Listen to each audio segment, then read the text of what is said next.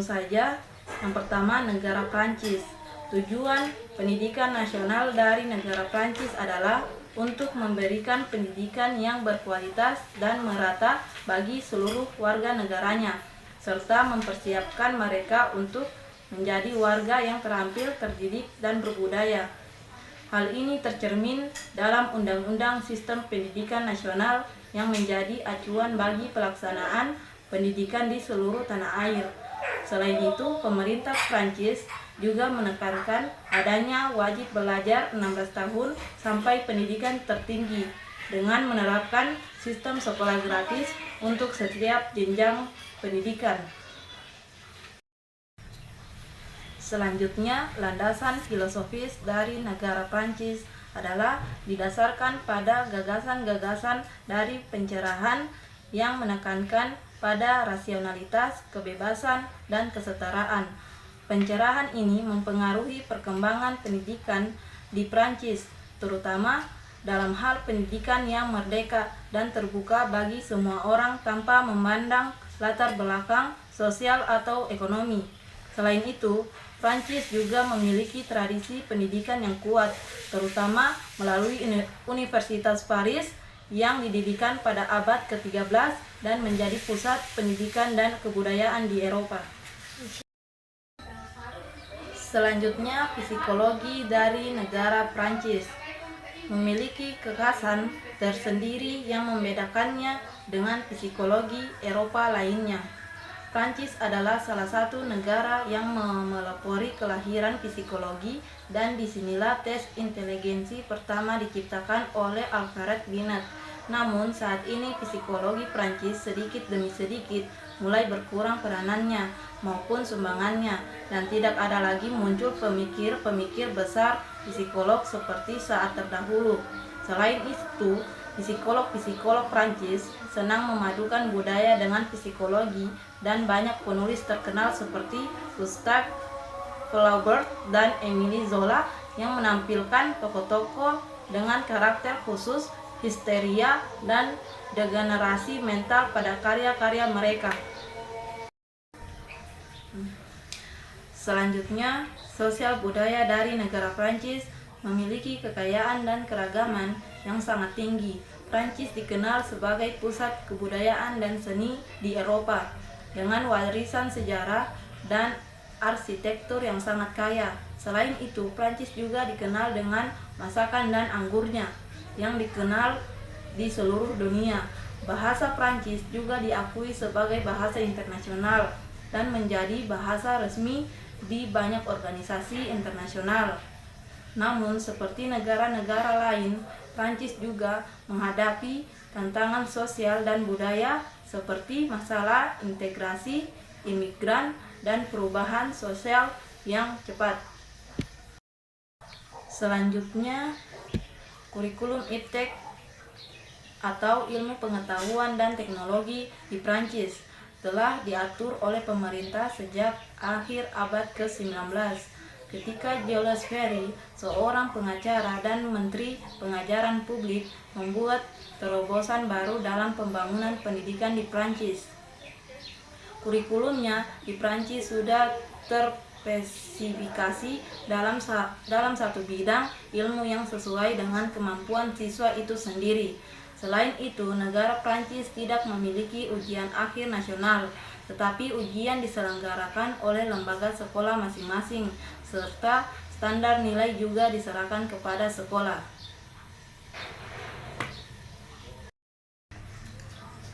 Selanjutnya, organisasi kurikulum di Prancis. Sistem pendidikan bersifat sentralitis, maka pengembangan kurikulum sekolah diatur oleh sebuah komisi nasional.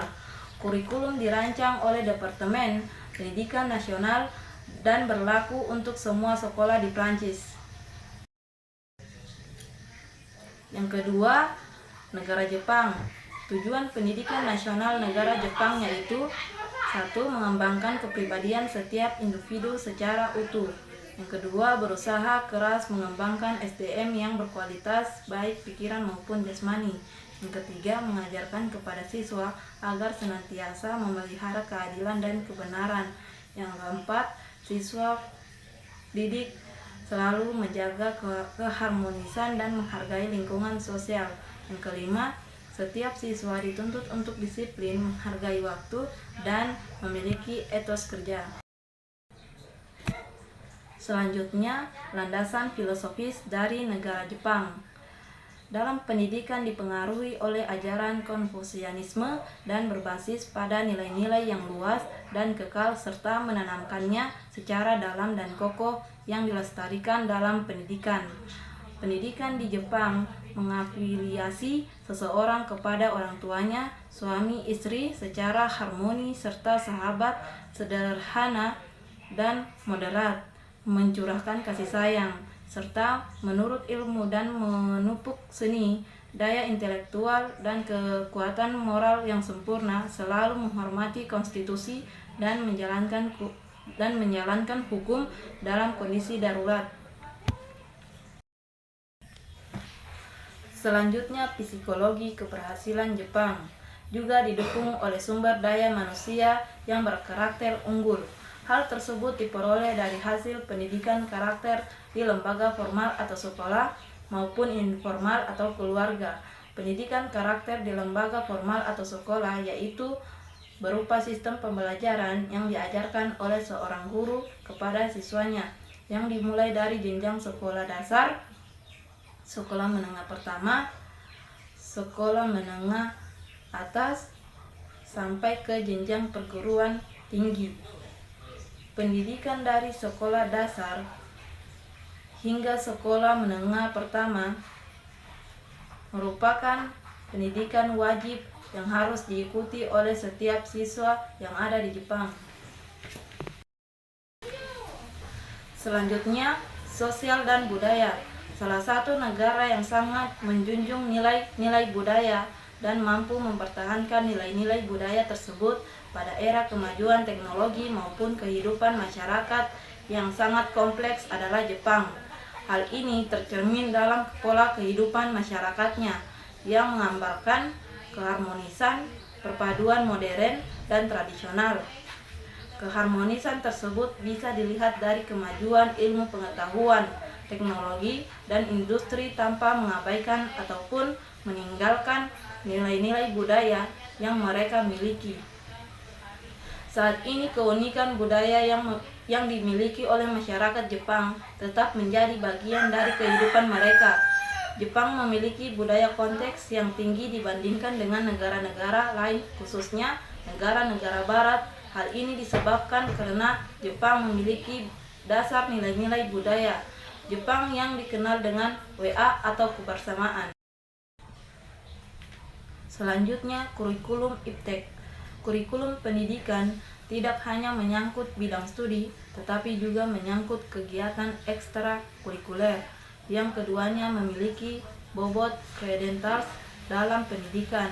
Dalam konteks yang demikian, Jepang dapat dikatakan sebagai negara yang kurikulumnya sangat maju.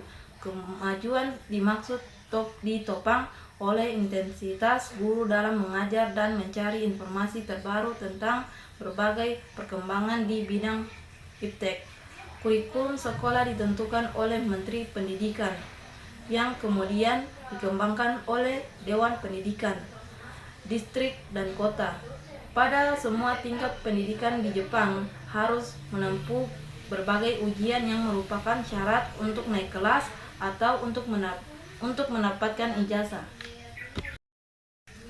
Selanjutnya, organisasi kurikulum.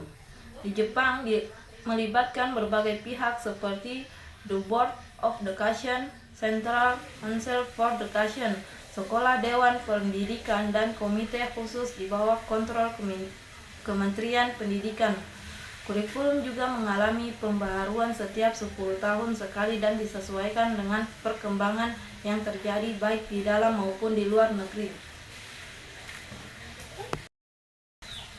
Yang ketiga, negara Korea Selatan. Tujuan pendidikan nasional di Korea Selatan adalah untuk menanamkan pada setiap orang rasa identitas nasional dan penghargaan terhadap kedaulatan nasional. Korea Selatan ingin menyempurnakan kepribadian setiap warga negara, mengembangkan kemampuan untuk hidup mandiri, bertindak untuk negara yang demokratis dan makmur, dan menanamkan sifat patriotisme. Selanjutnya, landasan filosofis. Pendidikan di Korea Selatan didasarkan pada Hong Ik-in-ngan, yang merupakan suatu dongeng dari Korea Selatan yang menceritakan tentang kebijaksanaan dan keadilan. Hasil penelitian menunjukkan bahwa dasar filosofi yang diterapkan dalam pendidikan untuk pembangunan berkelanjutan di kota Tongyong, Korea Selatan adalah filosofi kehidupan yang berpusat pada manusia dan filosofi pembangunan berkelanjutan. Selanjutnya, psikologi. Pendidikan di Korea Selatan lebih berfokus pada pengembangan karakter dan moral. Psikologi klinis di Korea Selatan memberikan wawasan dalam kaitannya dengan solusi untuk dampak negatif teknologi. Misal. Selanjutnya, sosial budaya. Korea Selatan memiliki budaya yang sangat dipengaruhi oleh Konfusianisme yang memiliki sistem nilai yang sangat kuat. Masyarakat Korea Selatan cenderung memiliki orientasi pada kerja keras, disiplin, dan menjaga harmoni sosial. Mereka juga menghargai kesetiaan, kesopanan, dan hierarki sosial yang kuat. Selain itu, budaya populer seperti K-pop dan drama Korea juga menjadikan bagian penting dari konteks sosial budaya Korea Selatan. Selanjutnya, kurikulum iptek. Dalam kurikulum di Korea Selatan, pengembangan iptek atau ilmu pengetahuan dan teknologi adalah salah satu komponen penting. Kurikulum di Korea Selatan mencakup mata pelajaran ilmu pengetahuan alam, matematika, dan pendidikan kesehatan. Sekolah-sekolah di Korea Selatan juga menekankan pentingnya pengembangan keterampilan iptek bagi peserta didik. Selanjutnya, organisasi kurikulum. Di Korea Selatan, kurikulum di tingkat SD dikeluarkan oleh Korea Institute of Curriculum and Evaluation atau yang disebut KAIS. Kurikulum standar di Korea Selatan meliputi mata pelajaran seperti bahasa Korea, kesenian, kode etik, ilmu pengetahuan sosial, matematika, ilmu pengetahuan alam, pendidikan kesehatan dan jasmani, musik, dan bahasa Inggris.